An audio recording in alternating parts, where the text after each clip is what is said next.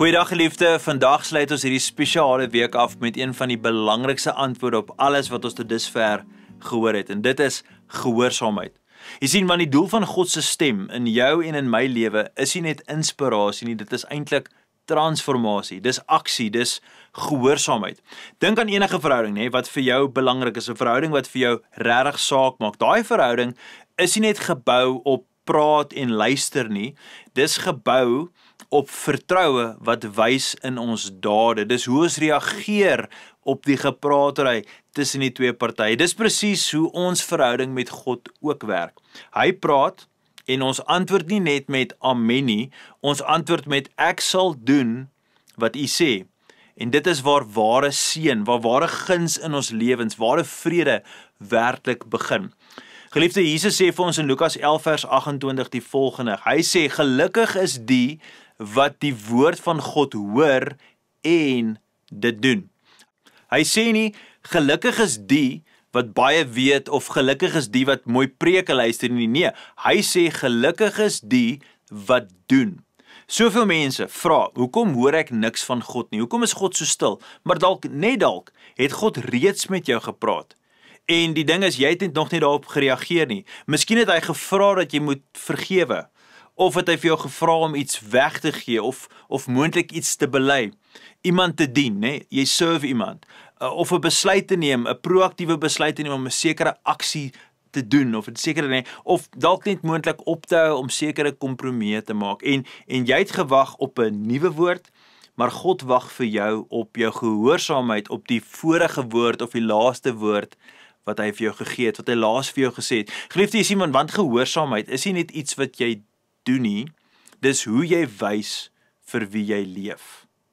So, hoe leef ek en jy vandag hierdie prakties uit? Hoe kan ons leer om te luister na God se stem en dan te doen wat hy vir ons vra? Eerstens, vra jouself, wat was die laaste ding wat jy duidelik gehoor het van God af, En het jy dit al gedoen? Of indien nie, begin vandag. En onthou, jy hoef nie volmaak te wees nie, maar jy moet bereid wees om net te beweeg. Jy moet reageer op dit wat God vir jou sê. As jy luister en jy sê, Here, praat, U dienaar luister, ek wil graag hê U moet met my praat.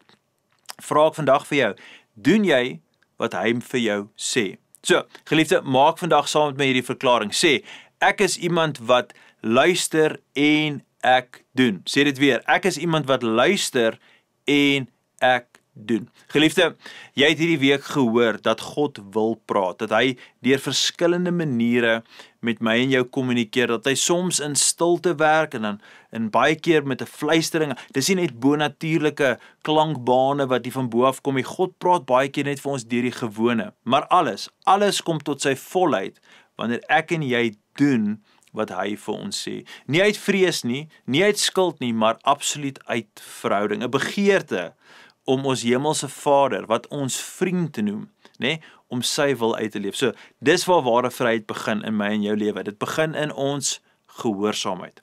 Kom ons sluit hierdie week af en dan bid ons saam.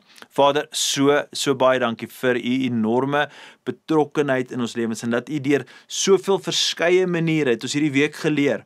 Praat U met ons, leer U vir ons, U gesels met ons moet ons geestelike ore en geestelike harte oopmaak om te hoor wat U vir ons sê. En dan, Here, wanneer ons U woorde hoor, moet ons oorgaan tot aksie. Ons moet doen wat U vir ons sê. Dis wat Jesus vir ons vandag leer, dat wanneer ons doen wat U vir ons sê, dan lewe ons geseënde lewens, dan beleef ons daai vrede en daai teenwoordigheid van U. Daarom vra ek, Here, vandag, mag ons fyn ingestel wees om die fluisteringe te hoor.